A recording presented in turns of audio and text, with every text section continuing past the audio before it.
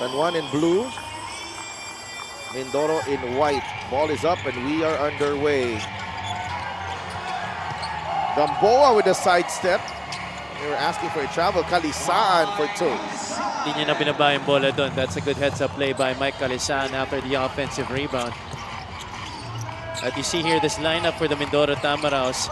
3 former FU Tamaraws who were contemporaries during their time as Jonas Tibayan scores.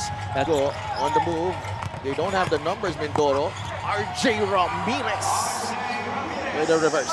My mistake. That's another former Tamaraw. AC to Orlan. Launches the 3. It's good. Ito yung sinasabi ni Coach Alex dun sa report ni Sydney. The pieces they added as well to their roster. And guys like Joem Sabandal. Arabianes nails the long 2. Good play. Kalisan has gone away with the offensive rebound thrice already here in the quarter. Sabandal on to Kalisan. Jonas Tibayan not even a lot of the big men to the spot there. Multiple possessions there for Mindoro and unable to cash in. Bomboy for 3. It's good. And this guy has always been a shot maker. Gamboa to Kalisan. The extra pass to Marquez.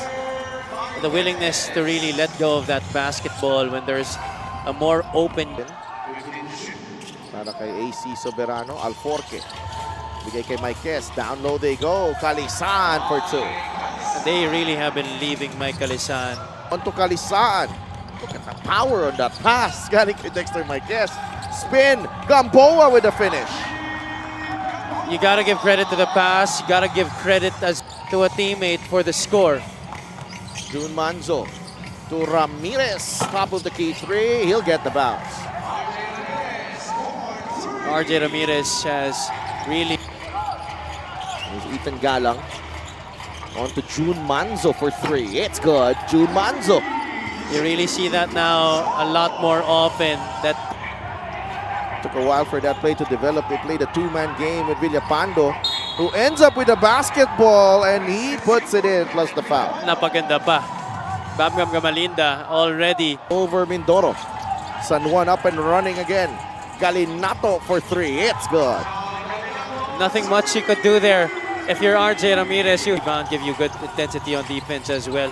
And yan mismo ang inaasahan ni Coach Rodney Santos mula sa kanya dito sa Mindoro Tamaraws, especially with a lot of young guys here. He expects him to be that veteran leader as loves to have Cranial Villoria because he's an incredible two-way player. Oh, wow. Jonas Tibayan, he could definitely hit that three occasionally. Galinato jumper, good. Has that nice form on the stroke. At ang ganda rin ng height. Ashton Andrews. Andrews attacks, finishes with the left. Good strong move right there. Driving towards the right, but bumping Villapando to finish on the left side. Marquez pulls up. The jumper is good para kay Dexter Marquez. He just looks so comfortable here. This season, you know, they're out to avenge that loss against the Giant Lanterns, and you know, looking so far here in this game. Ethan Galang with an off-balance shot there. Marquez. Galinato sees a way through there. That's a fadeaway special galing kay Galinato. Come on this season with a renewed sense of confidence. He's got 7 in the ball game. Perez drives, drops it off to Andrews, who finishes up top. That's what he brings to the table. 4 points in this game. Orlan Omar is back in the contest and fires a 3 immediately. Still holds the record for most 3 points. Si Orlan Omar, still one of the best snipers, if not the best here in the MPBL. Inigo launches and hits. I certainly love this matchup at the point guard spot. Axel Inigo versus Orlan Omar, 2 cerebral, very hard-working guards that we have here going up against each other.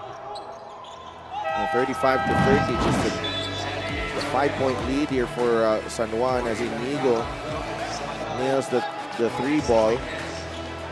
Sabandal returns to the floor. He recently celebrated his 25th birthday. Oh, happy birthday. Well, talking about birthdays, belated happy birthday again, Coach Mike Perez. Papunta na, huwag kang mag-alala. Papunta na. Galinato for 3. He's got the stroke tonight. 10 points para Of bad games. Lagi mong aasahan na yung next game niya after a bad game will always be a good one. There you go. See, that's the third 3-point shot of the night para kay Orlando Mar Jr. Sadi Rangel. Ito RJ Ramirez. Ramirez drives. That's a tough Oh my angle para goodness. kay RJ Ramirez, but he puts it in anyway. Look like Sid. I'm sure Coach Rodi Santos might know a thing or two about defense. One of the best defenders during his time in the PBA, the slasher. Anong masikip dito sa ilalim para dito sa Mindoro. They go to Ramirez. 3-pointer. Good. Plus the foul on Napaganda pa talaga. AC Soberano. Well, they started this game. They were toe-to-toe with San Juan before the Knights got into a rhythm. Oh, that's a big 3-point shot there by Arvin Gamboa. Shot clock winding down, and The extra pass to Manzo. Short on the 3. that's good patience for Mindoro. Oh, they get a steal here. Nagala gets the deuce. Have to be able to sustain it throughout the match. 50-40. Marquez is open. And that's money for Dexter Marquez. Lack of communication there on the switch defense. Sidestep. The extra pass. Sidestep 3. Ino Comboy knocks it down. An excellent patience shown there by the Tamaraws. Ball moving from side to side made it hard for San Juan to keep in step. That's exactly how you can make the defense make mistakes. Naging transition offense and ball movement, resulting to 14 assists in the first half. Kailangan pa raw ng konting communication sa depensa para ma-address ang kanilang lapses. Si Del Javi? Maraming salamat, Sid. Correct, yeah. Honestly. And he was telling me, it did not lose his power, but, speaking of power, Joem Sabandal with a power move inside the paint. But he was just getting sick all the time. Bumaba yung immune system niya. Has really kept him in the highest level of basketball up to this point. He eats healthy, he makes sure, because they're not letting Mindoro have any easy baskets. Even if they get beat initially, you could see the effort of a lot of the Knights. Sabandal makes a basket. Inspired din to lagi. Tibayan for 3. Good. 67-54. Great defense again. Marquez with the tap. Calisan with a run out. 2 points. 13 in the game para Wamar. Oh, great pressure from Perez. Galang comes up with the steal. Galang finishes in traffic. This is not at all impossible para sa Mindoro. Still a lot of time remaining on. To trim the deficit to single digits. Perez. Nice pass to Tibayan for the finish. Now they're playing with much more urgency, and I think Bienes is hesitating a lot on those looks that San Juan has been giving him. It could have been a 3-point shot para sa kanya, but still to get San Juan back to 11 points. Perez. Tibayan, another 3. Oh! Yes, good. Jonas Tibayan with Natada. Atake. Kicks it out to Comboy. Fires a 3. It's good.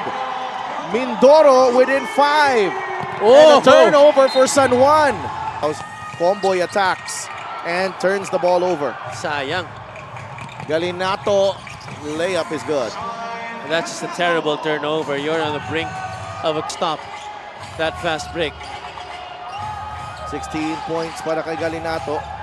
Comboy for 3. Again! Ano sinasabi mo, Javi? He is cold-blooded. Kahit pa paano, 10 seconds remaining on the shot clock. That's a foul on Tibayan. That's And going to be 2 shots. Mindoro already over the limit. Times how much of a lead you put up when you're going up against a tough team. 74-69.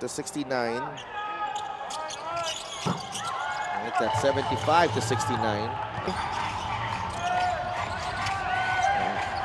Can't find his shot against Galinato. Here he is, though! Ino Comboy! Oh my goodness! He was really trying to pressure him hard and force him into a tough look. But here you see faking him on the drive, making Galinato really use his momentum against him. And then stepping back for that three-point shot. Left flank make. What a shot right there. Big basket by Ino Comboy. You have to double. But they don't. Marquez with a strong drive. And a Dexter Marquez. Using his strength, but also his speed and cleverness. Dexter Marquez with the early takeoff there. Binuhat, binitbit, and scoring there over the much smaller Perez. Power play. Galang could not handle that one. Had to fire. That should do it. San Juan Knights with another close victory. This time against the Mindoro Tamaraws. And leading to that insurance basket from Dexter Marquez. But our player of the game brought to you by 1xBet is Mike Calisan.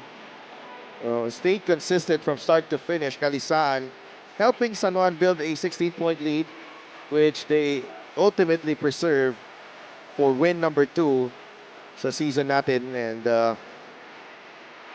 Calisan was scoring in a lot of ways. Yeah, 17 points in this game, Sidel. There were lots of great contributors for the Knights. Final score natin, San Juan 77, Mindoro 72. Let's go to Sydney Crespo.